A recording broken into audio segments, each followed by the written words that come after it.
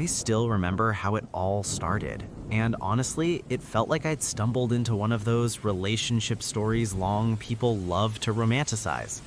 Everything was effortless, almost cinematic, like the universe had finally decided to cut me some slack. He said all the right things, showed up at the right moments, and made the future sound so certain that I stopped questioning it. And yeah, looking back now, I get it. When something feels that good, your brain doesn't rush to fact check the magic. From the outside, it checked every box people admire in toxic relationship stories before they're labeled toxic. We looked aligned, emotionally mature, even goals, as people love to say. Friends admired it, social moments felt curated, and I played along because, well, who wants to be the one poking holes in a fairy tale? I've learned that when a relationship becomes more about how it looks than how it feels, that's not romance. That's performance dressed up as love. Here's the tricky part no one warns you about in relationship stories long like this. Perfection can be a distraction. When everything seems flawless, you stop listening to the quiet voice inside that whispers, something's off. I remember brushing off small moments of discomfort the same way people ignore a weird noise in their car, hoping it'll fix itself. And that silence, that pause between what I felt and what I accepted, is exactly where the next chapter quietly began unfolding. Things didn't explode all at once, they slipped. Little moments started stacking up in this relationship story's long way that felt easy to ignore at first. He'd cancel plans last minute, say he was busy, then show up online like nothing happened. When I asked simple questions, his answers were vague, rushed, or flipped back on me.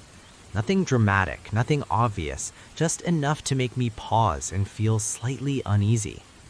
Arguments followed a clear pattern. I'd bring up something specific he did, and somehow the conversation ended with me apologizing.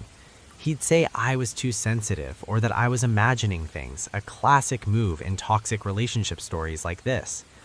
I started keeping mental notes, replaying conversations in my head, trying to figure out where I'd supposedly gone wrong. The more I tried to be calm and understanding, the more he pulled away. Daily life changed fast.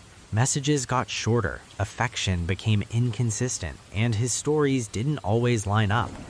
One day he'd talk about a future together, the next he'd act distant and cold. I stayed because I wanted clarity, not drama, but those cracks kept spreading, and without realizing it, I was already stepping into the part of the story where nothing made sense anymore. The gaslighting didn't come loud, it came daily. Every time I questioned something concrete, he denied it straight to my face. Messages he sent suddenly never happened. Plans we made were misunderstandings, and promises turned into things he claimed he never said. In these relationship stories long, control usually hides in repetition, and that's exactly how it showed up. He'd twist facts fast. If I felt hurt, he'd say I was dramatic. If I felt confused, he'd say I was insecure. In toxic relationship stories like this, the goal isn't to argue, it's to exhaust you. I stopped trusting my memory and started asking myself if I was the problem. I even reread old messages just to make sure I wasn't losing my mind. Eventually, I stopped confronting him altogether. It felt pointless because every conversation ended the same way, him calm, me doubting myself. I stayed quiet, not because things were fine, but because staying silent felt safer than being made to feel crazy. And that silence gave him more room to move freely, setting the stage for what I would soon discover without him ever realizing I was paying attention. By this point, the relationship stories long had turned heavy. I was constantly anxious, checking my phone, overthinking his tone, replaying conversations in my head. He'd disappear emotionally for days, then come back like nothing happened, expecting me to reset instantly. When I tried to talk about how that affected me, he'd shut down or change the subject. I learned fast that my feelings were inconvenient. My behavior changed because of him. I stopped asking questions, stopped expressing needs, stopped reacting. In toxic relationship stories like this, you adapt just to keep the peace. I chose my words carefully, avoided topics that might upset him, and convinced myself that being low maintenance was maturity. Meanwhile, he had full emotional freedom and I had none. I was still there physically, but mentally I was shrinking. Friends noticed I was quieter, less confident, more distant. I defended him when they asked questions, even when I didn't believe my own answers. That emotional spiral didn't feel dramatic, it felt numb. And that numbness made it easier for the next truth to stay hidden, at least for a while. The truth didn't arrive in one big reveal, it leaked. Small inconsistencies piled up, timelines that didn't match, stories that changed, names that showed up more than once. In these relationship stories long, the scariest part isn't what you find, it's realizing how long it's been happening. I started observing instead of reacting, staying quiet while connecting the dots. I noticed how he guarded his phone, how certain topics made him defensive instantly, how entire parts of his day were off limits. In toxic relationship stories like this, secrecy becomes routine. I didn't confront him, not yet. I needed clarity, not another twisted explanation that would leave me doubting myself again. What I uncovered was a double life, different versions of him for different people, different stories depending on who was listening. Seeing it clearly hurt, but it also snapped something into place. The confusion was gone, replaced by certainty.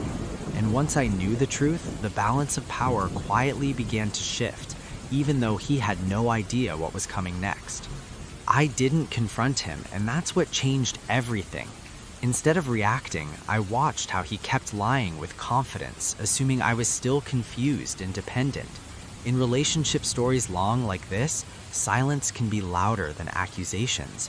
I stopped asking questions, stopped seeking reassurance, and let him believe his version of reality was still working. Behind the scenes, I let the truth surface on its own. Patterns exposed themselves, contradictions caught up to him, and people around us started noticing the gaps he couldn't control anymore. In toxic relationship stories, manipulators rely on chaos and emotion. Once you remove both, their structure collapses. He grew restless, insecure, suddenly needing validation from me, sensing something slipping. The power dynamic flipped quietly. He wasn't calm anymore. I was. He started probing, testing, trying to pull a reaction out of me, but I stayed neutral. No fights, no explanations, no closure talks. And that shift unsettled him more than any confrontation ever could, pushing everything toward a breaking point where only one move was left. By the time I walked away, there was no fight left to have. I didn't expose him loudly. I didn't demand explanations. I didn't wait for accountability. I left because I finally trusted what I knew. In relationship stories long like this, the real ending isn't dramatic, it's decisive. The moment I chose myself, his control ended without a single word exchanged. He tried to pull me back in subtly, messages filled with nostalgia, half apologies, reminders of the good times. That's common in toxic relationship stories. When control is lost, manipulation changes form. This time, it didn't work. I wasn't confused anymore, and clarity is dangerous to someone who survives on distortion. What surprised me most was the calm. No chaos, no regret, no urge to explain myself. I felt grounded, clear, and finally aligned with my intuition again. Walking away wasn't weakness, it was precision. I didn't need him to admit anything. I already had the truth, and that was enough to move forward without looking back. If any part of this relationship story's long felt familiar, don't ignore that feeling. Start small, write things down, trust patterns over promises, and talk to people who see you clearly. If you want deeper tools to spot toxic relationship stories early and protect your emotional clarity, stay close to this space.